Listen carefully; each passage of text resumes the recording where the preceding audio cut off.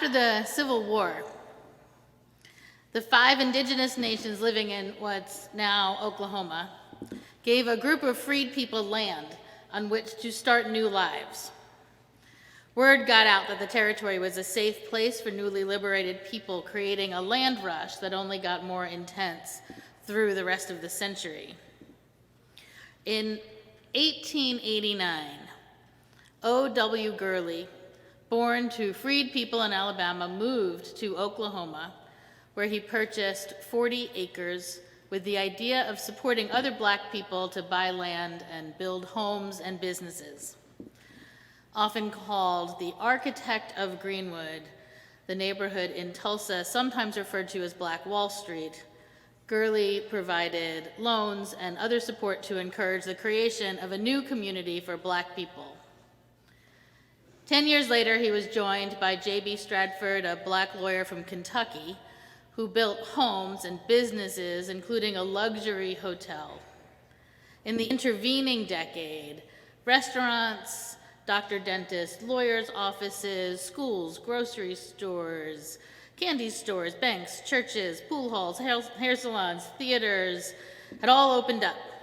And by the turn of the century, Greenwood was a destination for Black people to settle or vacation. They even had their own hospital and newspaper, the Tulsa Star, founded and run by an activist committed to telling the story of this thriving Black enclave. You could live in Greenwood and never leave, covering about 35 square blocks. So that's something like from Lexington to 7th, from 35th to 42nd Street. So in that space, everything a family needed could be found really in walking distance. Families were accumulating wealth and were spending it in their own community, keeping the neighborhood self-sufficient, while people were interdependent. There are some lovely stories of the Greenwood neighborhood. Ellis Woods walked from Memphis to Oklahoma after seeing a flyer advertising for Black teachers. As a college-educated man, he soon became the principal of Booker T. Washington High School. Simon Berry, a pilot, learned that the taxi service in Tulsa only served white people, so he borrowed money for a Model T Ford to drive Black people where they needed to go. He then expanded, creating a bus line and then a charter plane service. Marble Little arrived in Greenwood with $1.24 and was able to open a hair salon with the help of other female entrepreneurs who were committed to supporting each other in this new world that they were building. On May 30th, 1921, 19-year-old Dick Rowland, a Greenwood resident working in Greater Tulsa, got on an elevator run by a 17-year-old white female elevator operator named Sarah Page. When the elevator opened, Ms. Page accused Mr. Rowland of attempted rape. In subsequent investigations, it seems clear that nothing actually happened on that elevator, but the accusation was really all that they needed. Rowland was arrested the next morning and brought to a Tulsa jail. By then, rumors were circulating about an assault fed by a front-page story in the primary Tulsa paper accusing Rowland of raping a white teenager. As evening fell, a group of white men gathered outside the courthouse demanding the sheriff release the teen to them. The sheriff and his deputies refused and barricaded themselves into the top floor. About 25 armed Black men showed up offering to help the sheriff protect Rowland, but the sheriff turned them away, telling them to stay outside or go home. As the evening progressed, as many as 1,500 white men were at the courthouse, where 25 Black men, now joined by their neighbors and totaling 75, stood guard. Shots were fired, and the Black men retreated, heading back into the Greenwood neighborhood. Assuming the shots were from the Black men, the sheriff deputized some of the white mob and asked for their help in catching them. That white mob, now acting on behalf of the law, and soon joined by even more people coming from all over Tulsa, descended on Greenwood and started to burn it down. Firefighters came to the scene, but later reported that they were threatened at gunpoint when they tried to put out the fires. The rioting went all night and into the morning. In the end, more than 300 people were dead, almost entirely Black. More than 6,000 of the 10,000 Greenwood residents, including children, were arrested and put in holding cells. And every home and business had been looted or burned to the ground. Almost 1,300 private homes were flattened, along with schools, theaters, their media outlets, and even their hospital. It's all gone. No white people were ever charged with anything related to the violence in Greenwood. A few days later, Rowland was released from jail without charges. It seemed he'd accidentally banged into Ms. Page during the ride on the elevator. He never returned to Tulsa. Newspapers called it a race riot. In Tulsa, it was called a race war. No one at the time called it a massacre, which is of course what it was. The Boston Massacre killed 5 people. The worst riot in American history until then saw 119 dead, and they were on both sides, as were death tolls of most riots. When it's a riot, there's more than one side. This was one-sided. Not only did they not call this a massacre, within weeks, no one talked about it at all. It was a big story with a major newspaper covering it, and then nationally, right in the immediate aftermath, everyone was talking about it. There were even white people going back into the burned out neighborhood and taking pictures and creating postcards and selling them as souvenirs. But by August, no one was talking about it. It seemed to have been largely erased from American history until recently. At the 75th anniversary in 1996, the city of Tulsa created a commission to investigate. It's from them that we have most of our statistics. Even with that acknowledgement, we were looking at the 100th anniversary with most Americans having never heard of the Tulsa Massacre. The decision not to tell the story was the result of a cultural conspiracy from both white and Black people. On the one hand, the people of Greenwood were traumatized. Everything they knew was gone. Their homes, their clothes, their neighborhoods, their neighbors. They were terrified it could happen again, which was legitimate because the Ku Klux Klan increased right afterwards, both in size and in visibility. Their numbers swelled to like 10,000 in the city right afterwards, which ensured silence.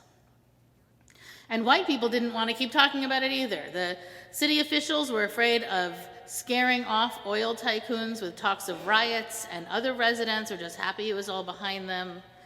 So as not to embarrass the city, people in charge agreed not to include the incident in history books, and many newspaper accounts were removed and archived to microfilm.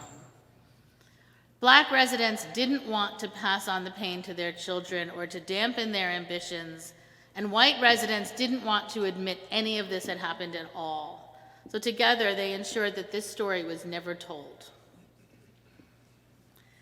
It became part of the American conversation in 2019 when HBO aired the first episode of The Watchmen, in which a depiction that begins with a depiction of that horrible night. Did you see it? Did anyone else see it? That I saw it, right? And I don't know if you had the same response to it, but I assumed it was fiction. I mean, the show is fiction, and I assumed that what they were depicting was fiction. But curiosity was piqued by a lot of people, not just me, and some vocal historians injected the conversation with facts, which are now making their way into American culture, adding depth and texture to our understanding of who we are, where we come from, and how much work there still is to do. We have entered Black History Month, and I have to ask myself, how can we celebrate Black history when we don't even know it? And I'm asking the question during a spasm of intentional, institutional miseducation, history erasing, fact denying activity. Right now, this moment, the governor of Florida is doing everything he can to make sure people don't know and can never learn American history. An advanced placement course was recently updated to include Black Lives Matter, mass incarceration, the relationship between varying oppressions, and explanations of critical race theory. Specifically rejected from the course, at his insistence, is an article on intersectionality and violence against women of color, as well as Ta-Nehisi Coates' groundbreaking article on reparations, and a book by James Baldwin. I actually preached on that article once. It's fabulous. AP classes are designed by a national board with the intention of helping high school students gain college credit. They're open only to the most accomplished students in the school and are completely optional. Rejecting the curriculum in one state means that no student in any state will have access, since AP classes are created for national standardization. This particular course was designed in partnership with the Smithsonian Institute. They've now gone back to rework this Black history course so as to eliminate, or what I'm going to call whitewash, much of Black history. They're also eliminating queer history, gender history, and the very concept of intersectionality in this course. It is not to the benefit of those in power to allow a framework to be taught that recognizes the relationships between oppressions. They would prefer to target individual people or singular groups with accusations of resentment or entitlement, rather than acknowledge a massive system of oppression undergirding the entire American narrative. Greenwood was not unique in its destruction. Have you heard of Bronzeville in Chicago? Anyone? In the summer of 1919, they suffered a series of massacres and mass burnings of homes. Or West 9th Street in Little Rock, or the 1906 riots in Sweet Auburn, Atlanta, where white people randomly killed Black people en masse. And I can't find a death toll on that one, or on several of these. And the stories of so many of these places just isn't told, wasn't investigated, and has moved into the dark underbelly of our country. And that's where conservatives want it to remain. It's unseen. They would like to retain power by keeping we the people uneducated, lest we learn from our past, or embarrass, or make someone uncomfortable in talking about it. Timothy Snyder is one of our most respected writers and thinkers on political repression. He has a tiny, critically acclaimed, and powerfully necessary book called On Tyranny, in which he lays out the steps to resisting the shift away from democracy. The very first thing he tells us in the book is, do not obey in advance.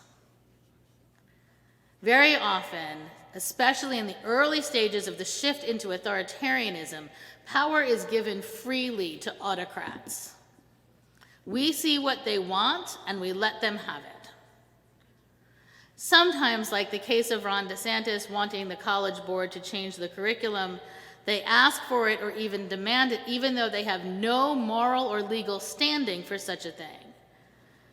In response, maybe because we want to avoid a fight, or maybe because we want to seem flexible, or maybe because we're intimidated by the power being wielded, we acquiesce, we obey. We figure there are ways around whatever they want. Or we decide it's not a big deal. I mean, how many students are going to take this course anyway? And that's how we end up 100 years later not knowing about a night of penetrating violence that killed hundreds, traumatized thousands, and burned a thriving neighborhood to the ground. We obeyed. We didn't want to embarrass anyone, make people uncomfortable. We stopped talking about it and thought it went away.